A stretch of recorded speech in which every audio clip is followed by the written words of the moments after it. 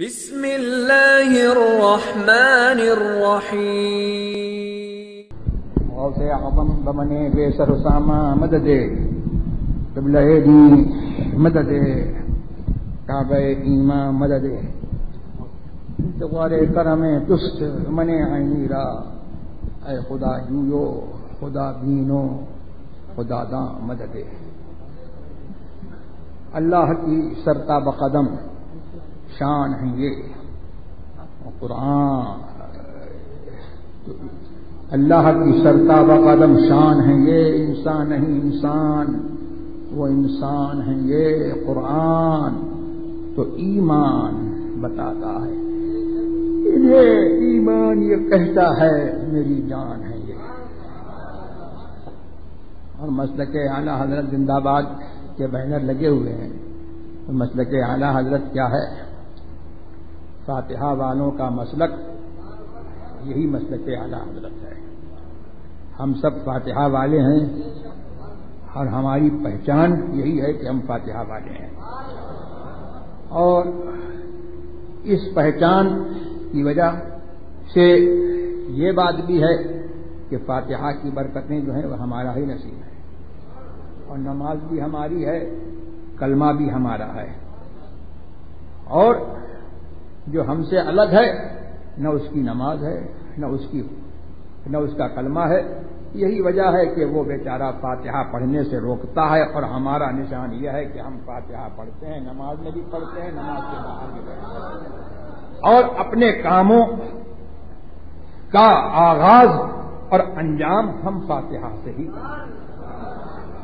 تو میں نے سورہ فاتحہ کی آخری دو آیتیں جن میں ہمارے لیے اور آپ کے لیے جو ہے دعا ہے، اللہ تبارک و تعالی نے ہمیں اور آپ کو فاتحہ والوں کو جو دعا تلقین فرمائی ہے، تو وہی دعا کی آیتیں میں نے پڑھ دی۔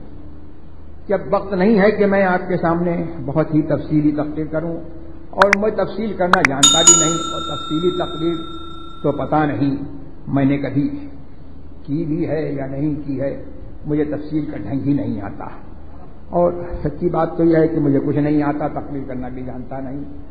آپ لوگ کھڑا کر دیتے ہیں تو یہ ہے کہ حصول برکت کے لیے اور لوگوں کی پاس خاطر کے لیے کچھ جو بن پڑتا ہے وہ میں آپ کے سامنے پیش کر دیتا ہوں۔ تو اس میں اللہ تبارک و تعالیٰ یہ فرما رہا ہے، اہدنا الصراط المستقیم، اے اللہ ہم کو سیدھا رستہ چلا۔ اب آ گئی بات اعلیٰ حضرت کی، تو اعلیٰ حضرت نے ترجمہ کیا سیدھا رستہ چلا، اور دوسرے لوگوں نے ترجمہ کیا سیدھا رستہ دکھا۔ اب یہیں پر جو ہے اعلیٰ حضرت والوں کا اور اعلیٰ حضرت کا اور دوسرے لوگوں کا، اور جو مسلک اعلیٰ حضرت والے ہیں اور جو اس پر نہیں چلتے ہیں، ان پر جو ہے ان کا ہمارا اور ان کا جو ہے فرق جو ہے خود ظاہر ہو گیا۔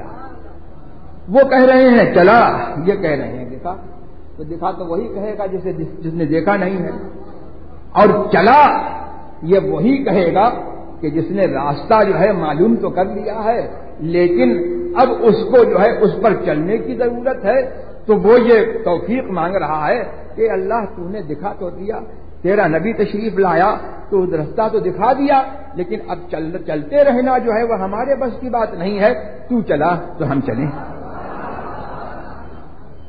یہ ہوئی بات۔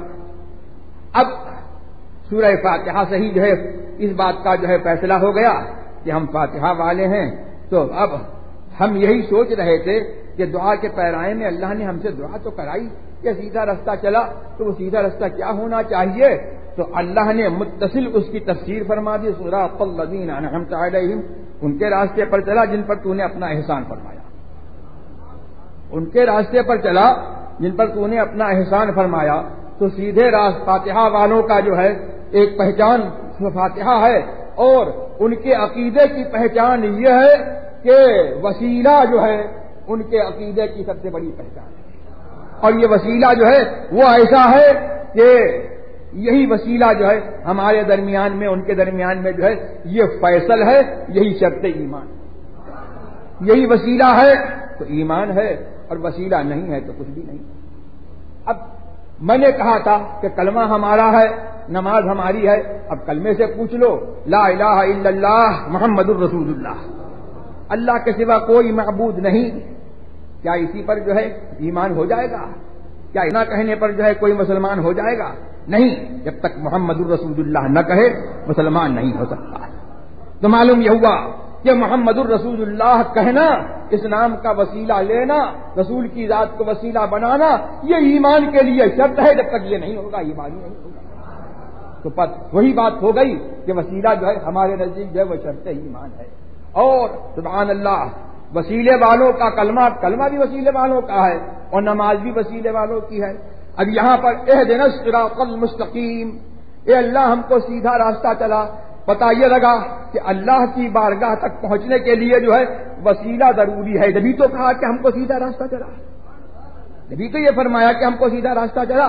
اور پھر وسیلہ جو ہے ضروری ہے، تو سب سے بڑا وسیلہ جو ہے کلمے نے بتایا کہ سب سے بڑا وسیلہ محمد الرسول اللہ ہے، کہ وہ اگلوں کا بھی وسیلہ ہے، پچھلوں کا بھی وسیلہ ہے، نبیوں کا بھی وسیلہ ہے، رسولوں کا بھی وسیلہ ہے، اور اگلوں کے بھی رسول ہیں، پچھلوں کے بھی رسول ہیں، نبیوں کے بھی رسول ہیں، رسولوں کے بھی رسول ہیں۔ یہی کہ مسلک اعلی حضرت ہے۔ اور ہے مسلک اعلی حضرت کیا؟ کلمے سے مسلک اعلی حضرت ثابت ہوتا ہے۔ اعلی حضرت اپنے ایک مشہور بہت ہی سہل ممتنع اپنے نعتیہ کلام میں کہتے ہیں کہ انبیاء سے کروں عرض کیوں صاحب ہو، انبیاء سے کروں عرض کیوں صاحب ہو، کیا نبی ہے تمہارا ہمارا نبی؟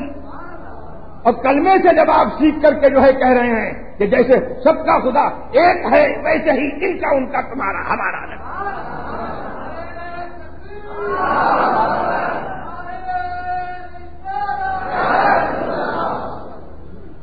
اب یہ تو اہدنا الصراط المستقیم نے بتایا کہ اللہ ہم کو سیدھا راستہ چلا، مطلب یہ ہوا کہ تجھ تک پہنچنے کے لیے جو ہے وسیلے کی ضرورت ہے۔ اب تو ہی بتا دے کہ تجھ تک وسیلہ کون ہے؟ فرمایا صراط الذین انعمت علیہم، میں نے جن پر اپنا احسان فرمایا ہے ان کا دامن تھام لو، ان کے نبی سے اختیار کر لو، وہ جو کر رہے ہیں تم کرو، مجھ تک پہنچ جاؤ۔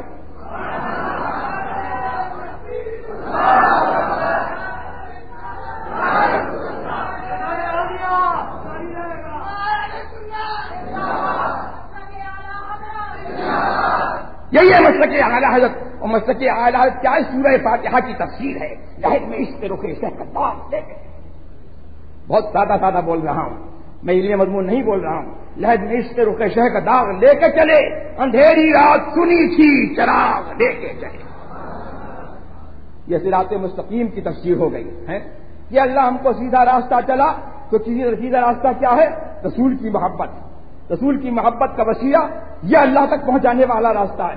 تو یہ کس کو ملتا ہے؟ سب کو مل جاتا ہے؟ نہیں، تیرے غلاموں کا نقش قدم ہے راہ خدا، وہ کیا بھٹک سکے جو یہ سراغ لے کے چلے، جو غوث اعظم کا دامن تھام لے گا، جو خواجہ غریب نواز کا دامن تھام لے گا، جو ان اولیاء کرام کا نیاز مند ہوگا اور جو فاتحہ بالا ہوگا، اس کو رسول کی محبت ملے گی، اور جس کو رسول کی محبت ملے گی اس کو خدا۔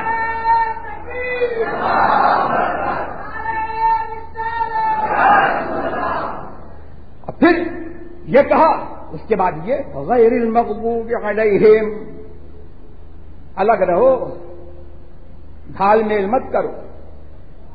اے اللہ ہم کو سیدھا راستہ چلا، اللہ نے فرمایا میں نے جن پر احسان فرمایا ان کا راستہ اختیار کر لو، سیدھے راستے پر لگ جاؤ گے، اور پھر انہی کے ہو کر کے رہو، گھال میل مت کرنا، اتحاد مت کرنا، اور سب کو ایک کرنے کی کوشش نہ کرنا۔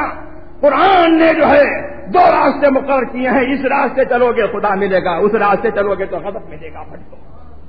قرآن فرما رہا ہے غیر المغضوب علیہم ولا الضالین، ان کے راستے پر مت چلا جن پر تو نے اپنا غضب فرمایا، ولا الضالین، اور نہ ان کے راستے پر چلا جو راستے جو ہے راستے سے بھٹک گئے۔ اس میں بھی وسیلہ ہے، اور اس سے پہلے جو آیت ہے ایاک نعبد و ایاک نستعین، اس میں بھی جو ہے بزرگوں کا وسیلہ ہے۔ اگر تم بزرگوں کے ساتھ رہو اور بزرگوں کا خیال رکھو اور بزرگوں سے رابطہ رکھو، یہاں تک کہ عین نماز میں جو ہے ان سے تمہارا رابطہ ہو تو تمہاری نماز ہے، ورنہ نماز نہیں ہے۔ میں پوچھتا ہوں ایاک نعبد و ایاک نستعین یہ کیوں کہلوایا؟ ایاک نعبد و ایاک نستعین یہ جمع کا صیغہ ہے، یہ بھی ہو سکتا تھا کہ فرماتا ایاک اعبد و ایاک استعین، اے بندے یوں اقرار کر میں تجھی کو پوجوں اور تجھی سے مدد چاہوں.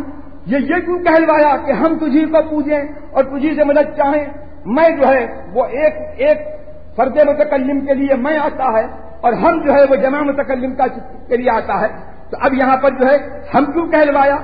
معلوم یہ ہوا کہ اگر اکیلے ہو کر کے تم جو ہے اقرار کرو گے اور تم جو ہے یہ بدلنا چاہو گے، یوں بدلو گے تو بھی جو ہے بات نہیں بنے گی. بدلو گے تو خود بدل جاؤ. ایاک اعبد کہا تو قرآن بدلا تو قرآن تو نہیں بدلے گا، بدلنے والا جو ہے خود بدل جائے گا، صاحب ایمان نہیں بدلے گا. اور پھر اگر یوں کہا ایاک نعبد، ہم جو ہے تجھی سے مدد چاہیں، تو جب تک اس کے اوپر ایمان نہیں ہے محض جو ہے اس لفظ کو کہنے سے فائدہ نہیں ہوگا. اب ایمان، اب اس کے معنی پر ایمان کا مطلب یہ ہے کہ یہ مانو کہ اللہ تبارک و تعالیٰ کی بارگاہ میں سب مل کر کے یہ اقرار کریں کہ ہم تجھی کو پوچھتے ہیں اور تجھی سے مدد چاہتے ہیں. تو معلوم یہ ہوا کہ اس اقرار میں بھی جو ہے رسولوں، اس اقرار میں بھی جو ہے اولیاء کا وسیلہ ضروری ہے اور مدد چاہتے ہیں، تجھی سے مدد چاہتے ہیں. اس اقرار کے اندر بھی جو ہے غوث و خواجہ کا وسیلہ ہوگا، ان کے ساتھ جو ہے ملت ان کے ساتھ ہو کر کے اقرار کرو گے تو تمہارا اقرار قبول ہوگا، ورنہ نہیں.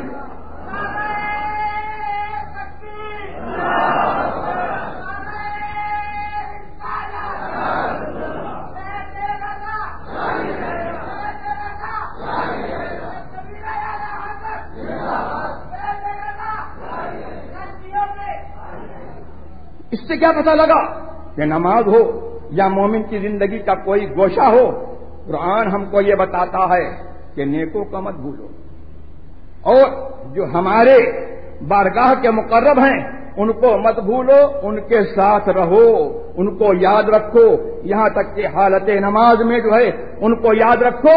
اگر ایسا ہوگا تو ہم تک پہنچو گے اور اگر ان کو جو ہے چھوڑ دو گے تو ہم تک نہیں پہنچو گے. اسی لیے تو حضرت سیدنا یوسف علی نبینا علیہ الصلوۃ والتسلیم نے یہ دعا کی، رب توفنی مسلما والحقنی بالصالحین، اے اللہ مجھ کو مسلمان اٹھا اور نیکوں کے ساتھ مجھ کو کر، مجھ کو نیکوں کے ساتھ رکھ. تو کیا پتہ لگا؟ سبحان اللہ، جو مسلک اعلی حضرت ہے اس مسلک اعلی حضرت کی ایک ایک چیز پر قرآن کی رجسٹری ہے. مسلک اعلی حضرت میں یہ بھی ہے کہ وسیلہ برحق ہے، اور مسلک اعلی حضرت میں یہ بھی ہے کہ مرنے کے بعد جو ہے آدمی مرتا نہیں ہے، مرنے کے بعد جو ہے دوسری زندگی شروع ہو جاتی ہے. تو یہاں پر جو ہے اس آیت کریمہ نے کیا ہے؟ توفنی مسلمان، اے اللہ مجھ کو مسلمان اٹھا، والحقنی بالصالحین، اور میری وفات کے بعد، میری موت کے بعد مجھ کو نیکوں کے ساتھ رکھ. تو اگر زندگی نہیں ہوتی تو یہ کہنے کا کیا فائدہ؟ زندگی نہیں ہوتی پھر یہ کہنے کا فائدہ کیا؟ اور پھر دوسری بات یہ ہے کہ حضرت یوسف علی نبینا علیہ الصلوۃ والتسلیم نے جو ہے یہ دعا کیوں کی؟ کیا ان کو سوء خاتمہ کا اندیشہ تھا؟ معاذ اللہ، کیا یہ ہو سکتا ہے کہ کوئی نبی، کسی نبی کا انتقال اور اس کی وفات جو ہے وہ کفر پر ہو؟ یہ ہو ہی نہیں سکتا. انبیاء کفر سے بھی معصوم ہیں اور معصیت سے بھی معصوم ہیں، گناہوں سے معصوم ہیں. اللہ تبارک و تعالی نے ان کو ایسا بنایا ہے کہ ان کا خاتمہ جو ہے یقیناً قطعاً جو ہے ایمان ہی پر جو ہے ان کا خاتمہ ہوا، اور ان کے صدقے میں تو ہمارا خاتمہ جو ہے ایمان کا. اور انہوں نے جو ہے ضمانت لے لی، فرما دیا قولوا لا الہ الا اللہ تفلحوا، ہمارا کلمہ پڑھ لو، ہمارے غلام ہو جاؤ، خاتمہ ایمان پر ہوگا، قیامت میں جو ہے تم ہی کامیاب ہو گے. لا الہ الا اللہ کہو، کامیاب ہو جاؤ گے.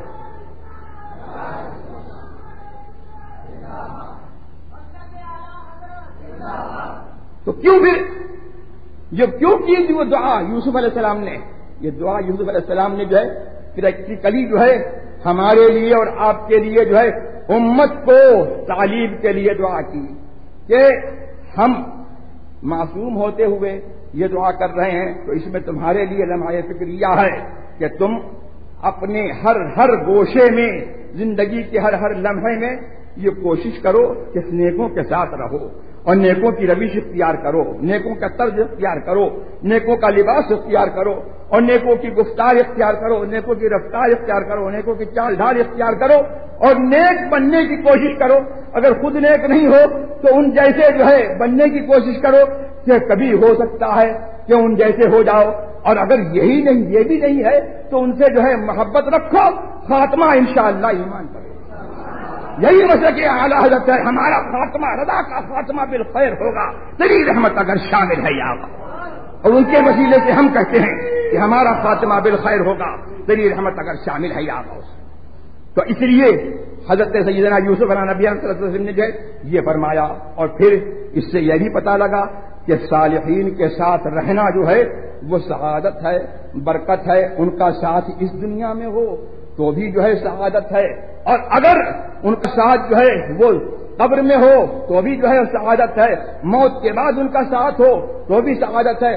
تو ہر حال میں جو ہے صالحین کی صلاح سے اور ان کے نیکی سے جو ہے بندوں کو فائدہ پہنچتا ہے، اور اللہ نے جو ہے اس لیے ان کو بنایا ہے اور اس لیے ان کو جو ہے یہ منصب صلاح عطا کیا ہے کہ وہ خود بھی سنوریں اور خود بھی نکھریں، دوسروں کو بھی نکھاریں، اور پھر یہ کہ ان کے ذریعے سے جو ہے عالم کے قائم رہنے کا انتظام ہو۔ صلاح معاش و معاش جو ہے ان سے وابستہ ہے۔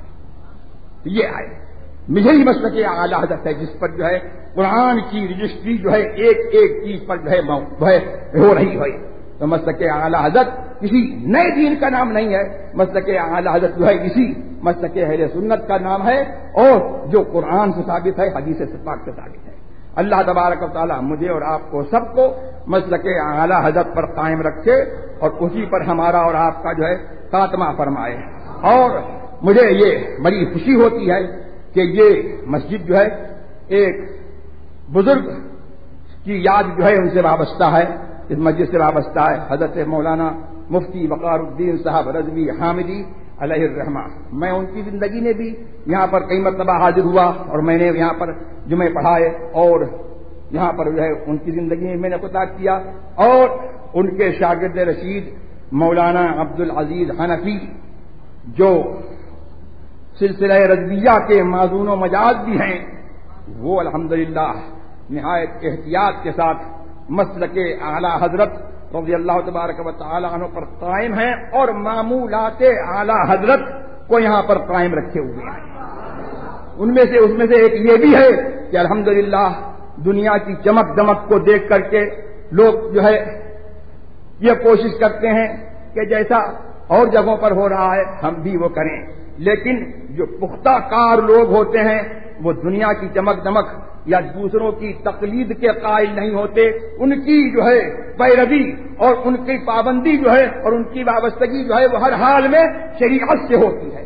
تو یہاں پر انہوں نے جو ہے آپ کی نماز کے صحیح ہونے کا اور آپ کی نماز کا جو ہے پوری احتیاط کے ساتھ جو ہے آپ کی نماز تمام ہونے کا یہ انتظام کیا الحمدللہ، کہ ہر جگہ لوگ جو ہے لاؤڈ اسپیکر زبردستی لگا رہے ہیں، لیکن انہوں نے جو ہے آج تک جس طریقے سے حضرت مولانا مفتی وقار الدین صاحب کے زمانے سے جو ہے لاؤڈ اسپیکر کا استعمال نہیں تھا، انہوں نے اسی روش کو جو ہے قائم رکھا ہے۔ میں اس روش کو پسند بھی کرتا ہوں اور میں اس روش کی توثیق اور تائید بھی کرتا ہوں۔